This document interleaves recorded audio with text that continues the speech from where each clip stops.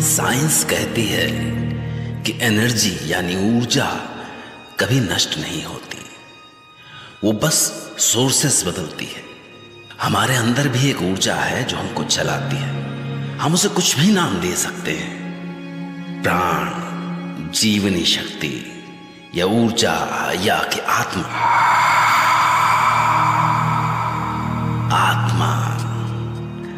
आत्मा भी कभी नहीं मरती, और यह आत्मा या रूह जब सक्रिय होती है तब पैदा होता है डर।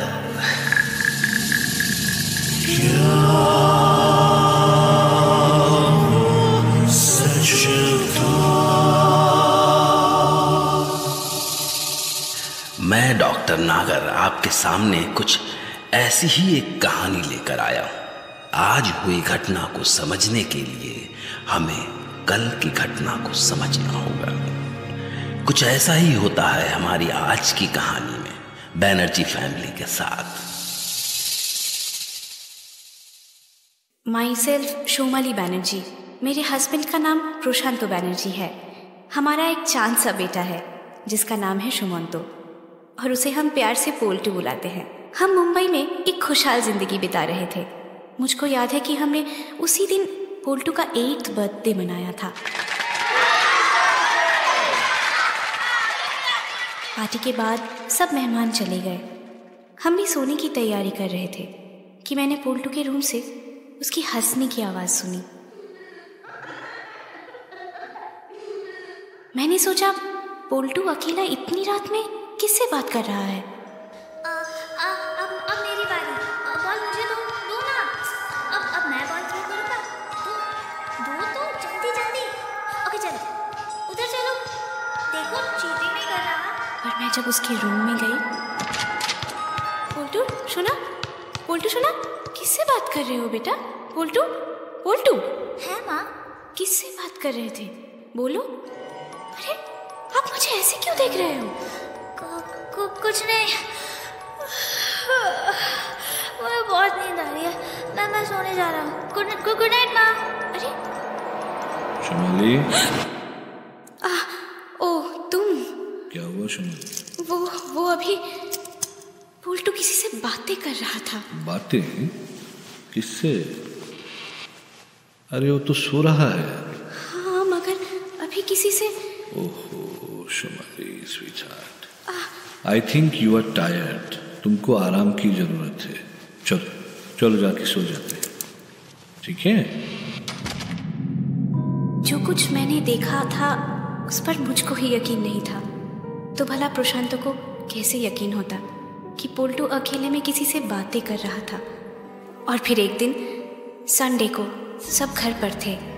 दोपहर को मैंने पोल्टू के रूम से फिर पोल्टू को किसी से बातें करते हंसते हुए सुना।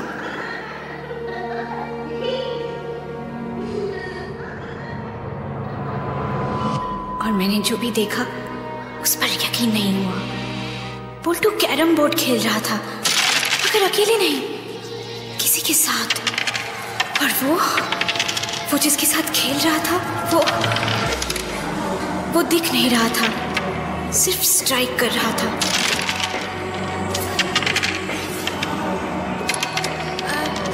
चलो स्ट्राइकर मुझे दो। मेरी चांस। चलो अब तुम खेलो। देखा, तुम्हारा भी नहीं गया, लूजर। ये मैं क्या देख रही हूँ? पोल्टू किसके साथ कैरम खेल रहा है? ओह गॉड, कोई तो है जो पोल्टू के साथ खेल रहा है, मगर दिख क्यों नहीं रहा है? प्रशांतो! और फिर प्रशांतो ने भी जो देखा उस पर यकीन नहीं कर पाया।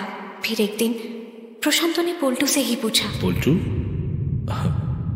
बेटा, अच्छा चलो हम बाहर जाके खेलते हैं। आओ। नहीं। क्यों बेटा? आप तो मेरे साथ ही खेलते हो ना, तो चलो हम लोग क्रिकेट खेलेंगे। कहा ना नहीं, मैं सिर्फ अपने बेस्ट फ्रेंड के साथ खेलूंगा। Best friend?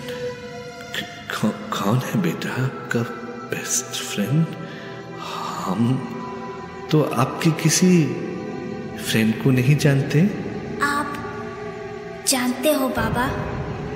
मैं जानता हूँ बेटा, लेकिन अच्छा बोलो, कौन है वो आपका दोस्त? टूटून। टूटून? कौन था वो टूटून जिसका नाम सुनते ही प्रशांतो के होश उड़ गए? मैंने बार बार पूछा, मगर प्रशांतो ने कुछ नहीं बताया। एक दिन जब हम सो रहे थे तो हमने महसूस किया कि हमारे रूम में कोई है।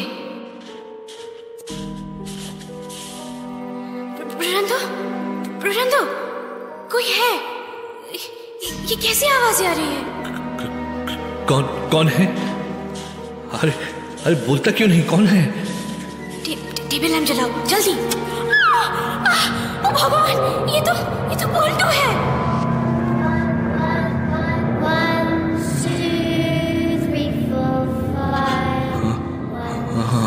हाँ शुमाली,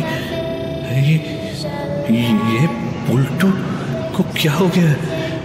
बोल्टो की आंखें देखो शुमाली, बोल्टो की आंखें सफेद हो गई हैं। ये क्या हो रहा है? क्या हो रहा है ये? उठो प्रशांतो, देखो किसी डॉक्टर को बुलाओ। अब डॉक्टर कुछ नहीं कर सकता।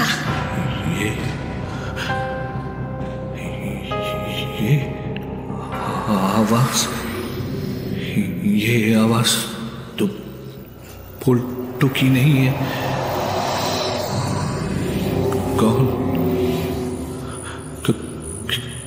कौन हो तुम? मुझको नहीं जानते टमटम। मैं हूँ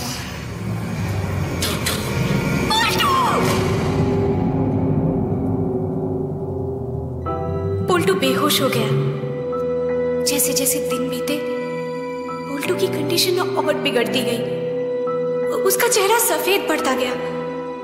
और जब एक दिन मुझको लगा कि मैं अपने बोल्टो को खो दूंगी तो मैंने...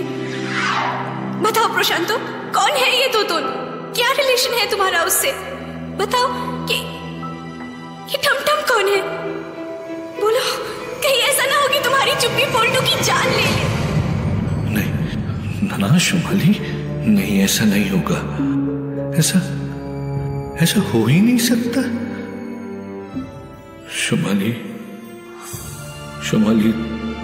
टूटून मेरे बचपन का दोस्त था। हम दोनों की बहुत गहरी दोस्ती थी। वही एक था शुमाली जो मुझे टमटम कह के बुलाता था।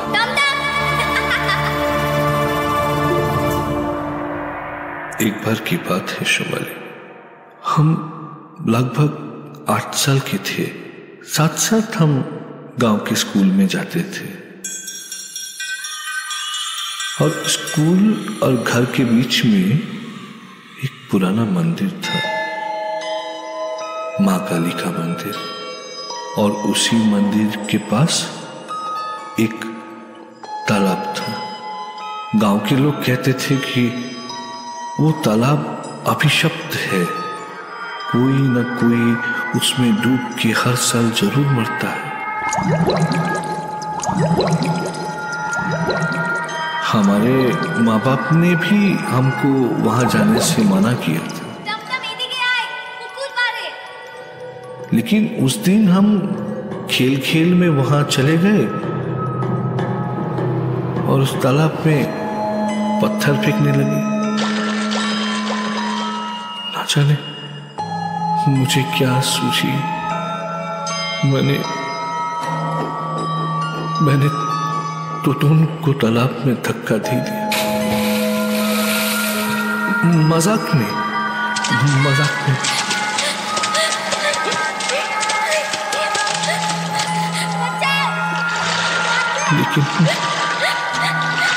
लेकिन वो मजाक बहुत महंगा पड़ा शुमाली। मैं भागकर घर आके संभाली तो उनको सब लोगों ने ढूंढा, पर शाम तक उसकी लाश तालाब से मिल गई।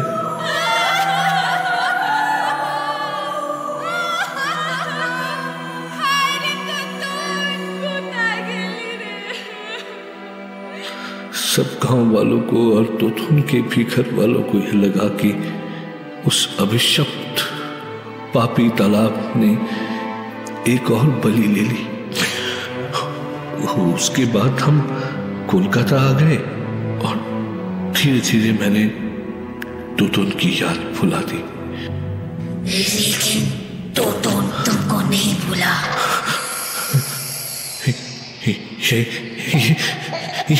ये तो तोतुन की आवाज है। ओह गॉड,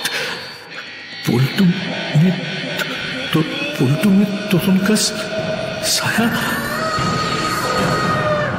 8 साल का था मैं, और अब पुलटू भी 8 का। अब हिसाब बराबर होगा।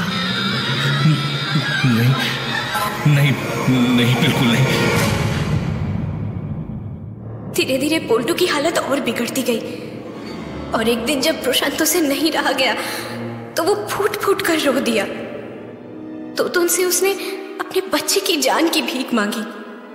तो बेहोश पड़े पोल्टू में एकदम से जान आ गई, और उसने कहा, अगर पोल्टू की जान बचानी है तो तुम्हें वो करना होगा जो मैं चाहूंगा। मुझे मुक्त करना होगा। तैयार हो टमटम? हमको सब मंजूर है, सब मंजूर है हमको, लेकिन हमारे बच्चे को छोड़ दो प्लीज। तो कल ही पोल्टू को लेकर हमारे गांव जाओ, और फिर उसी तालाब के किनारे इंतजार करो मेरा, जहां तुमने मुझे।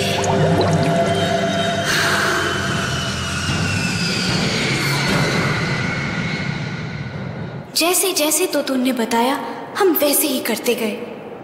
उसके बताए गए समय पर हम गांव के उसी मंदिर में पहुंच गए जैसा कि प्रशांतो ने बताया था। मंदिर एकदम सुनसान और वीरान पड़ा हुआ था। पोल्टू रास्ते भर एकदम शांत रहा, मगर मंदिर पहुंचते ही वो एकदम से इरिटेट होने लगा, अजीब अजीब आवाजें निकालने लगा। फिर उसने हमसे तालाब के पास चलने को कहा, और जब हम तालाब के पास पहुंचे तो वो जोर जोर से हिलने लगा। उसकी आंखें सफेद हो गई। प्रशांत और मैंने उसे पकड़ने की कोशिश की तो। आओ प्रशांतो, आओ। मौत वही ले आई तुम्हें जहां